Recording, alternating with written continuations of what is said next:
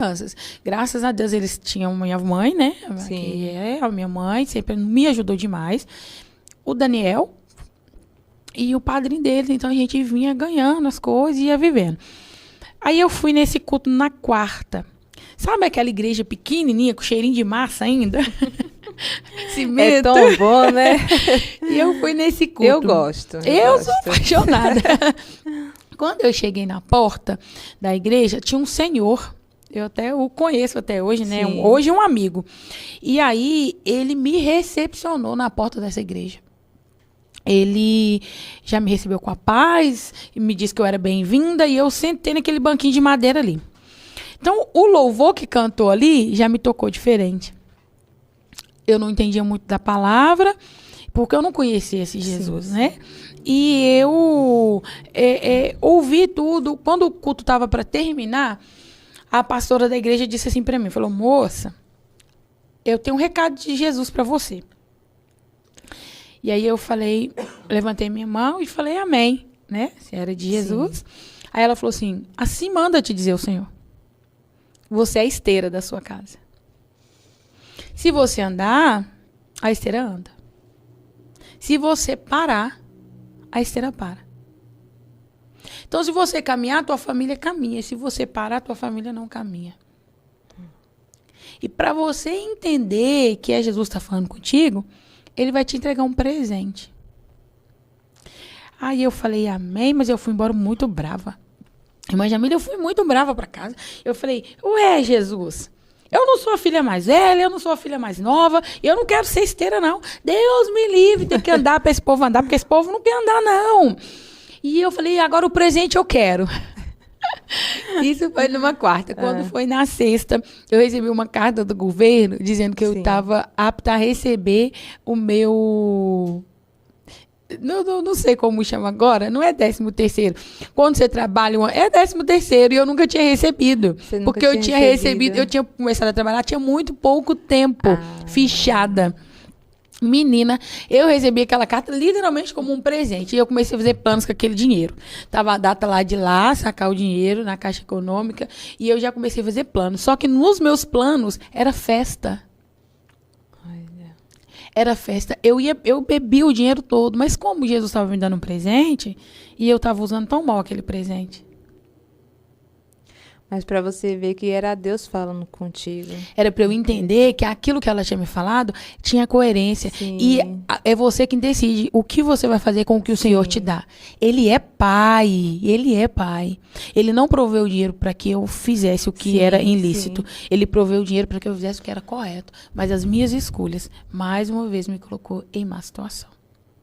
E aí, eu agora, eu começo a trabalhar num trabalho que trabalhava à noite. Olha para você ver. Eu queria ficar livre das crianças. Aí eu pego o serviço 2h30 e largo 1h da manhã. É bastante tempo, né? E aí sem eles. E eu comecei a trabalhar nessa empresa. Passou quando foi num fim de semana. Eu não voltei nessa igreja mais. O meu irmão foi preso. E aí... Mais uma vez, né? Mais uma vez. Só que agora ele foi preso por porte ilegal de arma. Nossa. E com muita droga. E eu não sabia, a gente não sabia que ele tinha sido preso. Alguém contou para minha tia e ela, muito receosa de dizer, porque sabia como minha mãe era brava, Sim. né? E aí ela vai e me liga e fala, Nessa, o Daniel foi preso. E a gente não sabia onde ele estava. Aí eu comecei a procurá-lo, procurei nas delegacias próximas, né? Sim. Naquele tempo, Sim. a delegacia lá, até a penitenciária ainda era do estado, do município mesmo, né? Hoje a SOAP tomou tudo já, né? Mas antigamente era do município. E aí eu saí, num domingo procurando. Eu fui em Prudente de Moraes, eu fui em Matozinhos, eu fui para Sete Lagoas. E aí quando eu cheguei em Pedro Leopoldo, eu me lembro que lá era um portão muito grande e não tinha guarida nem nada. Então, eu já cheguei adentrando. E aí eu disse, eu quero saber se o Daniel Soares Ferreira está aqui. E aí o moço, antes que ele me respondesse, ele gritou assim, Vanessa, eu tô aqui. Ele escutou a sua Ele ouviu a voz, minha é. voz. E aí, eu já fiquei desesperada e pedindo para que eu falasse com ele. Aí o moço falou, olha, ele foi pego com isso, com isso, com isso. Ele vai ser transferido para Matosinhos, para penitenciário. Seu irmão está preso. E aí, eu entrei no callzinho onde eles estavam, né? E aquela mania que a gente tem, né? Tinha outras pessoas lá e eu disse, eu te falei para não andar com esse menino. Fulano que te levou para essa vida. Nada disso. Escolhas mesmo. Escolhas. E aí o meu mundo caiu ali. O meu mundo caiu ali. Acabou. Eu voltei pra casa e falei, mãe, é isso, isso e isso. E ele tá vindo pra cá. E agora a gente vai ter que resolver tudo aqui. A minha mãe ficou louca e começou a gritar. Ela gritava. O nervosismo dela era tanto que ela gritava. Ela esbravejava, sabe? Mas eu avisei. E gritava. E aquela coisa desesperadora. Sim. Eu voltei para minha casa.